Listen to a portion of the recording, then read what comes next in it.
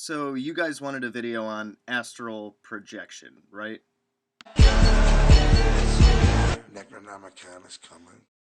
So I'm going to say right off the bat that I really don't think that I am the best person to be talking about astral projection and basically how to build the skills for that, because it was something that always came natural to me. So I'm going to go off of some of the things I read and just kind of my experience of it. If you watch my other videos on visualization and stuff, and even the imposition one, you guys would know that I have always kind of had the ability, because of my introversion and my um, propo- proponents or inclination to daydream a lot when I was like on the school bus and whatever, that I have a very good ability of being able to see things in here with my eyes closed. So that is the number one thing that you have to build up, is your ability to see things, not just seeing an object like I talked about in my visualization vid, or energy like I talked about in the imposition vid, but your ability to basically picture an entire place. Like if anyone's ever seen the movie Jumper, right? Or or even I think Gifted, um which is that X-Men based TV show, um where like the girl in Gifted cannot make a portal to some place that she has not been before. And the guy in the movie Jumper cannot go to some place he hasn't been before or has a picture of. And a lot of media kind of gives you an allegorical sense of how to build magical skills, which is why I think allegorical magic is one of the most powerful things, because it's all about the meaning. It's all about activating that part of your mind that can play around with those kinds of things, and that's what my latest book is all about, anyway. But and I'm still looking for help with cover art on that, by the way, for anyone who wants to help out. Um, if anyone's on my second video that I posted last Friday. But so, anywho, before I get too far off topic, so visualization is a big skill to build, because you need to be able to see where you're going, quote unquote. So let's talk about the reality based kind of, I don't want to say physics, but the where astral projection is based. So every physical place has an astral counterpart to it, meaning that like this room that I'm in right here has an astral counterpart to it, where it's got an exact copy of it in the astral plane. And things can look a little wonky and a little bit different, and that could be our own perception of it, or that could be the energy surrounding the objects that makes things look a little bit different. Like, for example, because I constantly sit in this chair, if I come here in the astral plane, this chair might have a different color to it, or might even be a little bit bigger because of its significance, I guess you could say, or the energy that's around it. Um, and that's what we're really accessing. We are accessing the astral counterpart to a particular place. Now, would you be able to see the different things going on physically in that room? Yeah, because it's like a reflection. It's almost like looking at something through water. I guess you could say, where it's a little wonky. And trying to think of where I was gonna go with this next. So like a couple of examples for those of us that have played video games. Think about like a Legend of Zelda, the Legend of Zelda: A Link to the Past, where you have the regular world, and then you have the Dark World, which is really technically the Sacred Realm until Ganon messed it up.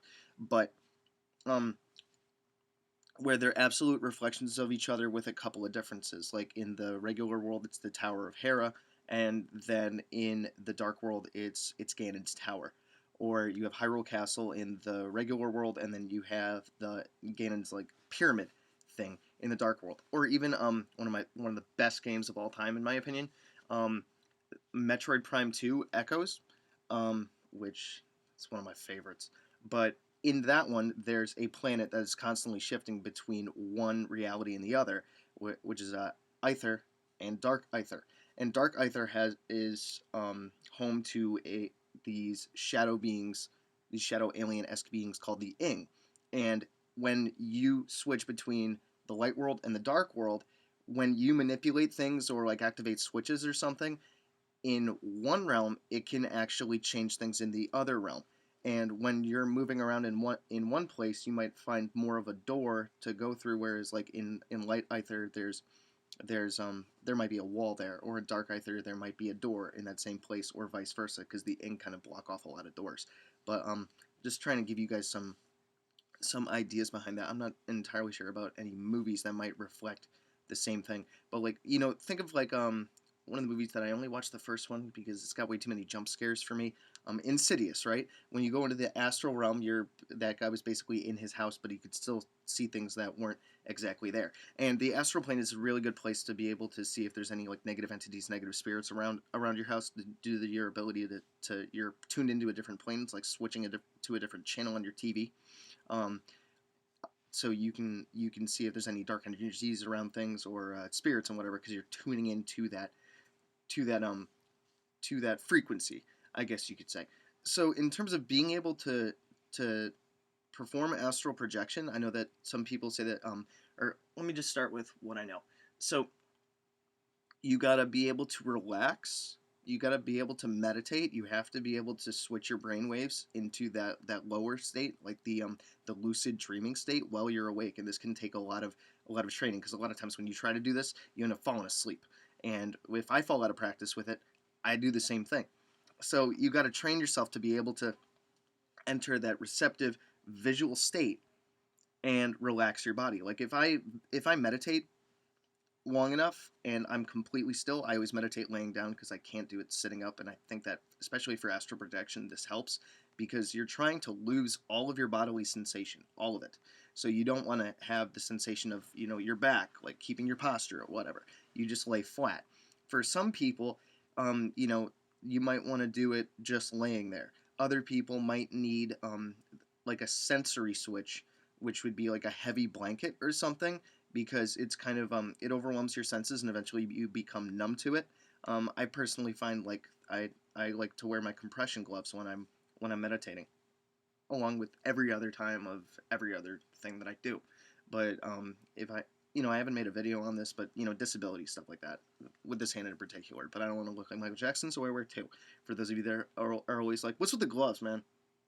Anyway, so when you're laying down, if you lay down long enough, I should have silenced my phone. Anyway, um, when you're laying down, if you lay down long enough and you stay awake, I start to feel a tingliness that happens all over my body, and that's when I can tell that I'm getting more and more supremely relaxed. So you go from your normal state to the state where you're getting super duper tingly, and that's your entire self relaxing. Now, there's plenty of walkthroughs with, relax your toes, now relax your feet, now relax your legs, all that stuff. There's even visualizations of seeing like light cleansing you and going up your feet and then all the way up to your head and then resting on the tip of your nose, stuff like that. There's truckloads of that stuff, so I'm not going to go over that. Guided meditations and stuff. Just find one on YouTube or find one in a book and practice it to relax your body completely, because you're trying to basically put yourself to sleep, but not asleep.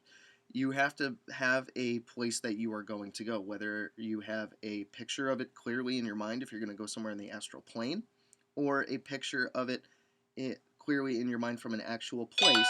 Like if you know your environment well enough, like when I was visiting North Carolina, I astral projected back up here to my house, so I could literally check on my cats, because I'm a cat dad. I get a little worried about that, and I knew exactly where all three of them were at the time. One was upstairs, two of them were in the living room. So you want to get yourself super relaxed. You want to know where you're going, and then you might start to feel a little bit of a pressure, either like in your head or on your third eye or even all over your body, and you focus your will and intent on going to that place. And then the visualization wise, it should become completely clear. And when you find yourself there, I would look around, look down, see if you can see your arms and your feet. Some people can see their astral body if you've worked at it long enough. Other people, when you astral project somewhere, you're literally just the sight and it's just your energy. So you can see everything around you, but you can't see your actual physical form. I think that kind of depends and differs between a lot of people. Like I said, I'm only going off of my experience here, and I'm probably not the best to be talking about this because I don't have any quote-unquote formal training, and I didn't learn it from a book. It's just always something I've kind of been able to do. Um, So when you picture yourself there, this is where you can kind of, if you get distracted by a stray thought, which is another reason why meditation is extremely important to practice, being able to hold focus on something, then you might find yourself coming back to your body, and all of a sudden the only thing you see is the darkness behind your eyes, and then you have to will yourself back there and seeing it. And part of this is not just, okay, I want to see the room A, or I want to see location A, and then when I look over here, like, it's almost like you're checking yourself to see if it's real or not. When I look over here, I should see this. When I look over here, I should see that. The second that you get into that logical thinking of, when when I do this, this is what I'm going to see, and it might look a little different, then your brain starts to question, like, am I really doing this? Is it really here? And then it starts to stray off. This is where you have to kind of let go and just see what you're going to see, and just start moving around. Some people actually get the sensation that they are walking, like they lose all feeling of these limbs and this body, and they feel their astral body. Like, I can feel my arm move when I'm astral projecting or in the astral plane, traveling places, when my physical arms aren't moving, but I can feel, like, even water under my feet, things like that. This is all stuff that you train yourself with, because you're switching off that logical mind to go with a more of a feeling mind.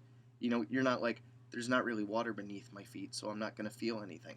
What do you see, and how would it feel to be there? This is really what you have to learn in terms of trusting yourself and what you're experiencing. Because the second you try to psychoanalyze it, or really think too hard about it, that's when you come right back.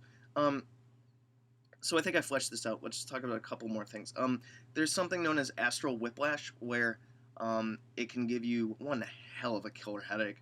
Um, like, if you are meditating and all of a sudden a noise juts you right back into your body, what logically what that does, or psychologically anyway, that shocks your brain from that deep brainwave state of lucid dreaming, all the way back up to the normal awake state, like being startled out of bed when you're asleep, and that can shock you into a headache. I've had it a couple times, and it freaking sucks.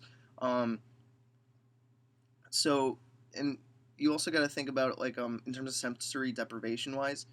I already talked about, like, heavy blankets or different clothes or whatever.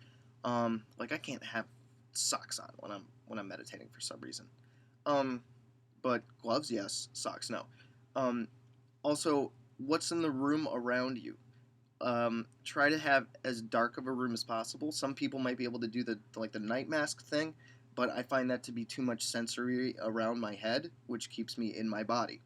Um, and also do it in a time and in a place when you're not going to be disturbed, because astral whiplash, and that, oh, I just heard somebody in the room back home when I'm supposed to be somewhere else, and then your attention gets drawn back here, so you're not elsewhere anymore.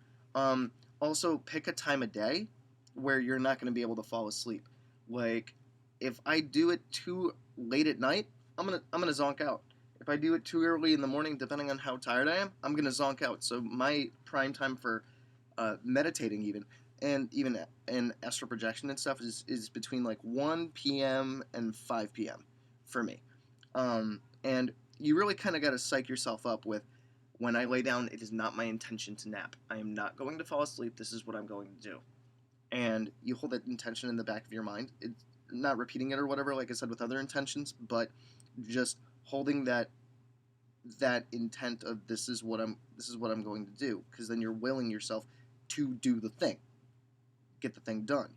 Um, it can also help, possibly, to journal about your experiences and what you saw, and even return to that same place again and again to see if it looks the same. Um, because you're more and more affirming your experiences. If you want to go to a particular place that you have been before, or there's a picture of, have a picture of it and sit and stare at that picture for a while to kind of, quote unquote, download it in your head. Like, this is where I'm going, like a postcard, that kind of thing. And then that gives you a something to start with when you close your eyes, and when you want to go there. I think I talked about the whole, like, feeling in the body, and then there's like that popping sensation some people talk about when you when you actually project. I never felt that popping sensation, because at first I was like, I'm supposed to hear a pop or a crack, and that never happened to me. Um, so there's plenty of books on this subject that I think might be able to flesh it out a little bit more from what I know, and there's probably a bunch of other videos on astral projection, but start with the visualization and go from there. That's the way that I found to get into it, is building the visualization and then seeing yourself there. Probably a reply email from one of my subscribers, I think, that just went off on my phone. Anywho, so let me know what you guys think. Drop it in the comments. If anybody would be willing to help me out with some illustration for like the book cover and the back cover for my latest book, Magical Theater, hit me up and let me know, because that would be greatly appreciated. So let me know what you guys think about this video, and if my astral projection explanation was good, bad, or ugly. Questions, comments, complaints, concerns, issues, always drop them down there. And good hunting.